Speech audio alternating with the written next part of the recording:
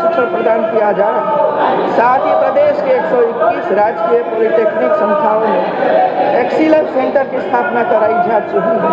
इसके अतिरिक्त इन संस्थानों में दूसरे काम स्मार्ट क्लास और उनकी स्थापना की जा चुकी है तथा 89 में लैंग्वेज लैब की स्थापना की जा चुकी है।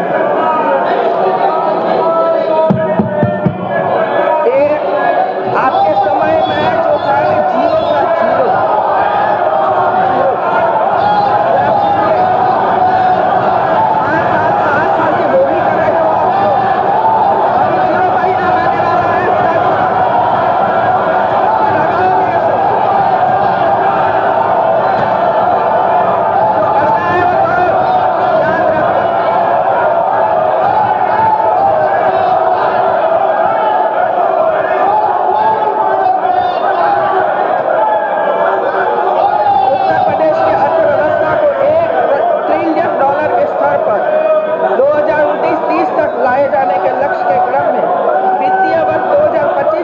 प्रदेश का सकल घरेलू उत्पादन अनुमानित प्रारंभिक गणना के अनुसार लगभग ₹36 लाख करोड़ पहुंचने की संभावना है तथा गत वर्ष की तुलना में प्रदेश के सफल राज्य घरेलू उत्पाद में प्रचलित भावों पर 8.7% की वार्षिक वृद्धि परिलक्षित है। प्रदेश के युवाओं को सरकार के साथ नीति प्रबंधन, क्रियान्वयन एवं अनुसरण के कार्यों में सहभागिता का विशिष्ट अवसर प्रदान करने के उद्देश्य से प्रदेश सरकार द्वारा मुख्यमंत्री फेलोशिप योजना संचालित है।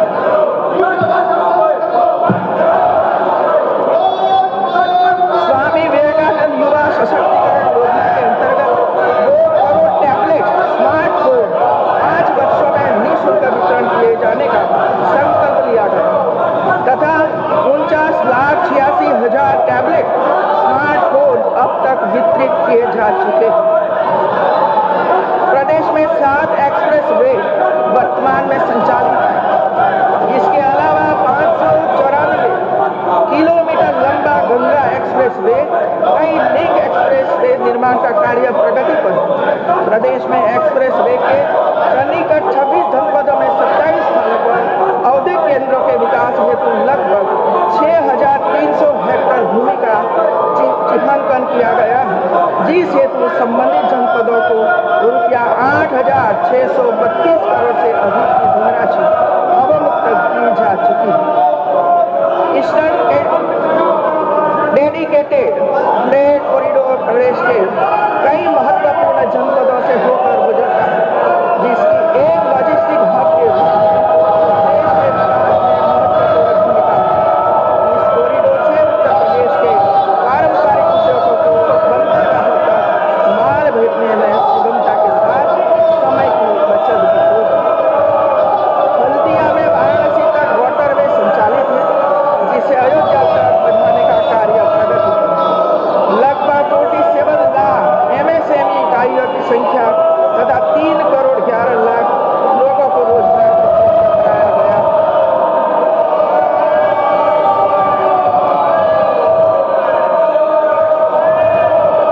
भारत सरकार द्वारा निर्मित ई श्रम पोर्टल पर वर्तमान में 8 करोड़ 41 लाख कामगारों का पंजीयन हुआ।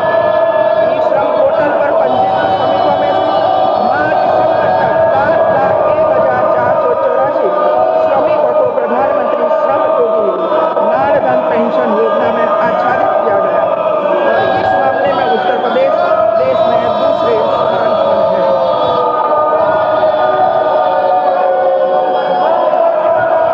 मुख्यमंत्री व्यापारी दुर्घटना बीमा योजना के अंतर्गत एवं 2020-21 से अब तक इस योजना के अंतर्गत 1,391 व्यापारियों को लाभान्वित किया गया है। प्रदेश की प्रति व्यक्ति आय को वर्ष 2016-17 में 24,500 रुपया थी। वर्ष 2024-25 में बढ़कर 1,09,844 रुपये पहुंच गई तथा वित्तीय वर्ष 2025-26 में 1,20,000 रुपये अनुमानित है। वित्तीय अनुशासन को बनाए रखने के लिए वित्तीय नीतियों के आधार पर आज उत्तर प्रदेश रेवेन्यू सरप्लस राज्य बन चुका है।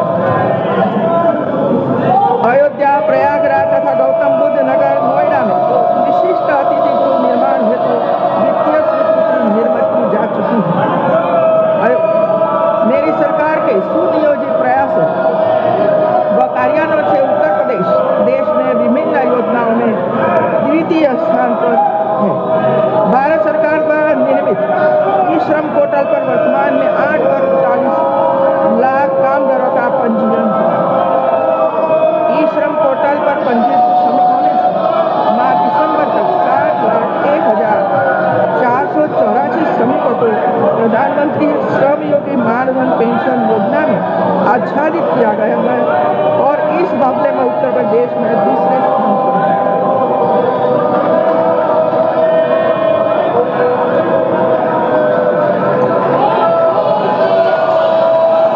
भारत सरकार महत्वाकांक्षी जनपद कार्यक्रम पूरे देश में 112 जनपदों द्वारा संचालित है, जिसमें प्रदेश के 8 जनपद सम्मिलित हैं। समग्र रूप से इस कार्यक्रम में देश के प्रथम 10 जनपदों की रैंकिंग की गई है, जिसमें उत्तर प्रदेश के जनपद बलरामपुर प्रथम तथा सिद्धार्थनगर द्वितीय स्थान पर आया है। कब्स, हेलो हेलो, देख रहे हो कैसे बादल जैसे लाइट लाइट एकदम फ्रेश और एक्टिव लग रहा हूं? इसका राज है कब्ज से रातों रात राहत। थैंक यू झंडू नित्यम। आज ही ले आइए झंडू नित्यम 100% आयुर्वेदिक कब्ज नाशक। नामांकन के साथ उत्तर प्रदेश देश में प्रथम स्थान पर है। प्रधानमंत्री जीवन ज्योति बीमा योजना के अंतर्गत 2,92,00,000 नामांकन के साथ उत्तर प्रदेश देश में प्रथम स्थान पर है। पीएम सूर्यघर योजना उत्तर प्रदेश देश में प्रथम स्थान पर है। वर्ष 2025-26 में 388 मैट्रिक टन दुग्ध उत्पादन कर देश में राज्य प्रथम स्थान पर है। वित्तीय वर्ष 2021 से भारत सरकार द्वारा प्रदेश सरकार कृषि विभाग को प्रधानमंत्री किसान सम्मान निधि योजना में प्रथम स्थान प्राप्त करने हेतु पुरस्कार प्रदान किया गया है। डिस्ट्रीब्यूशन सेक्टर स्कीम के अंतर्गत लॉस रिडक्शन के कार्यों की प्रगति में उत्तर प्रदेश प्रथम स्थान पर है। प्रधानमंत्री आवास योजना ग्रामीण एवं शहरी के अंतर्गत आवास निर्माण में उत्तर प्रदेश देश में प्रथम स्थान पर है। अटल पेंशन योजना के अंतर्गत पंजीकरण में उत्तर प्रदेश देश में प्रथम स्थान पर है। 96 लाख से अधिक सूक्ष्म लघु एवं मध्यम उद्योगों की स्थापना कर उत्तर प्रदेश देश में अग्रणी स्थान बन चुका है। वर्ष 2025 में अयोध्या में आयोजित दीपोत्सव में 26,17,215 दीप प्रज्वलित कर कीर्तिमान स्थापित किए गए, जो गिनीज वर्ल्ड रिकॉर्ड में दर्ज किया हुआ है। कृषि निवेशों पर किसानों को